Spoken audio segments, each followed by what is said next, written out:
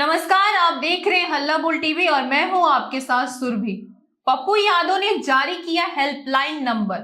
अगर हॉस्टल में रहने वाली किसी भी छात्रा को जरूरत है पैसों की या कोई परेशान कर रहा है तो वो सुसाइड ना करे, इस नंबर पे कॉल करे। आइए हम जानते हैं पूरा मामला क्या है हल्ला बोल टीवी के संपादक दीपक शर्मा से। पप्पू यादव ने हेल्पलाइन नंबर जारी किया है जी। नंबर आप नोट कर लीजिए। पप्पू यादव, पूर्णिया के सांसद पप्पू यादव ने नंबर जारी कर, हेल्पलाइन नंबर जारी कर कहा है पटना में जितनी भी छात्राएं या बिहार के किसी भी गर्ल्स हॉस्टल में जितनी भी छात्राएं रह रही हैं उनको पूर्णिया के सांसद पप्पू यादव ने हेल्पलाइन नंबर जारी कर कहा है कि अगर कोई आपको डरा रहा है, अगर कोई आपको धमका रहा है तो आपको कोई सुसाइड जैसे गलत कदम उठाने की जरूरत नहीं है। आपको डरने की जरूरत नहीं है, संकोच करने की जरूरत नहीं है, भयभीत होने की जरूरत नहीं है।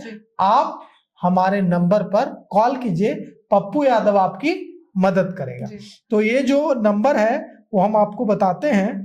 पप्पू यादव ने जो हेल्पलाइन नंबर जारी किया है, हेल्पलाइन नंबर है 6207084398 6207084398 और दूसरा नंबर है 9534549311 9534549311। तो पप्पू यादव ने दो नंबर जारी किए हैं। इन दोनों नंबर को जारी करते हुए पूर्णिया के सांसद पप्पू यादव ने कहा है कि अगर पटना के किसी गर्ल्स हॉस्टल में रहने वाले किसी छात्रा को कोई तंग करता है, परेशान करता है, या बिहार के किसी भी जिले में रहने वाली किसी भी गर्ल्स हॉस्टल में रहने वाली किसी छात्रा को कोई परेशान करता है, आर्थिक परेशानी है, पैसों की दिक्कत है, शैक्षणिक दिक्कत है, किसी भी तरह की कोई दिक्कत है तो वो इस हेल्पलाइन नंबर पर संपर्क करे।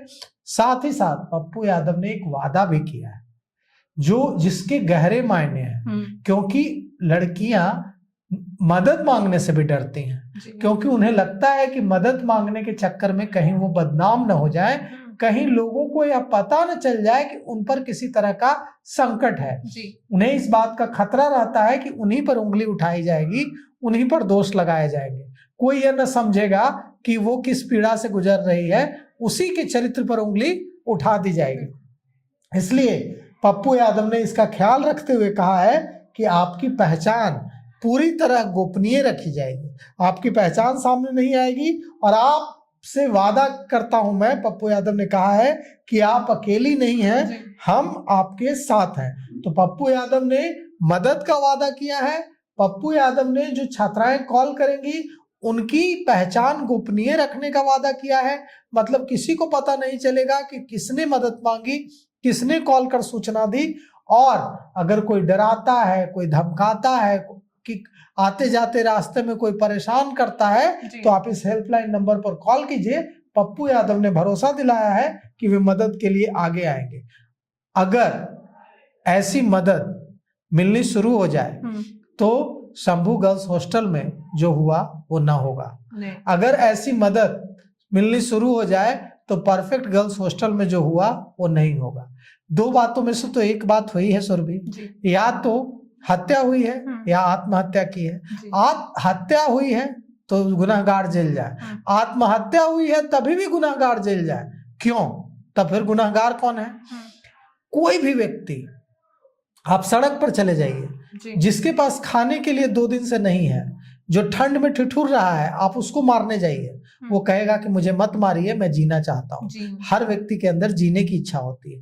कोई मरना कब चाहता है? जब उसके आगे के सारे दरवाजे बंद हो जाते हैं, वो निराश हो जाती है, उसको लगता है कि अब मेरे साथ कोई खड़ा नहीं है, तब वो छात्रा सुसाइड करती है। तो अगर वो सुसाइड की है तो किसने फोर्स किया सुसाइड करने के लिए? किसने जुल्म किया? Abetment of suicide is a crime. आत्महत्या के लिए उकसाना अपराध है। तो आत्महत्या के लिए किसने उसको विवश किया? उसको उस पर कार्रवाई हो, उस पर एक्शन हो। आत्महत्या कोई खुशी खुशी तो नहीं करता है। मैं तो नहीं कर लेता हूं कि हाँ, जो ये अपराधी हैं जो घूम रहे हैं ये तो नहीं कर लेते हैं कि बहुत अपराध किया, उनके अंदर अचानक ज्ञान जाग गया कि बहुत मर्डर कर लिया, चलो सुसाइड कर लेते हैं। आज तक हुआ ऐसा? नहीं होता है। तब होता है, अपराध करने वाला सुसाइड नहीं करता है।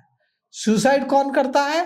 सुसाइड वो करता है जिसके आंखों के आगे अंधेरा छा जाता है, जिसको इस दुनिया में एक उजाला नहीं दिखता है जो उसके साथ खड़ा हो मजबूती से, चाहे वो अपना हो या पराया हो। जिस किसी के जीवन में कोई एक व्यक्ति इस पूरे संसार में ऐसा दिखेगा जो उसके साथ मजबूती से खड़ा होने के लिए तैयार है, तो सुसाइड नहीं करेगा वो व्यक्ति। तो अगर सुसाइड हो रहा है जी। तभी भी ये समाज दोषी है, ये व्यवस्था दोषी है और ये सिस्टम दोषी है। आज बेटियां उतरी हैं सड़कों पर और एक महिला ने बड़ा अच्छा कहा, हिंदू धर्म में गरुड़ पुराण का जिक्र है। जी हाँ। गरुड़ पुराण में हर पाप के लिए सजा दर्ज है कि किस पाप के लिए क्या सजा है। मैंने गरुड़ पुराण पढ़ा है। गरुड़ पुराण में पाप लिखा है और उसकी सजा लिखी है। तो वो लगता है महिला गरुड़ पुराण पढ़कर आई है। वो कह रही है कि ये जो छात्राओं को तंग करने वाले जो रेपिस्ट हैं, ये जो अपराध महिलाओं के साथ अपराध करने वाले बलात्कारी हैं, इनको खौलते तेल में बीच चौराहे पर उबालेंगे हम। गरुड़ पुराण में ऐसी ही कुछ सजा है जी। महिलाओं के खिलाफ अपराध करने वालों के लिए। तो महिलाएं बड़ी संख्या में सड़कों पर उतरी हैं और उनको उतरना भी चाहिए, उनको इसका हक है और पूरा बिहार अपनी बेटियों की सुरक्षा के लिए उनके साथ खड़ा है। पूर्णिया सांसद पप्पू यादव लगातार पहले शंभू गर्ल्स हॉस्टल और परफेक्ट गर्ल्स हॉस्टल के मामले में एक्टिव रहे हैं।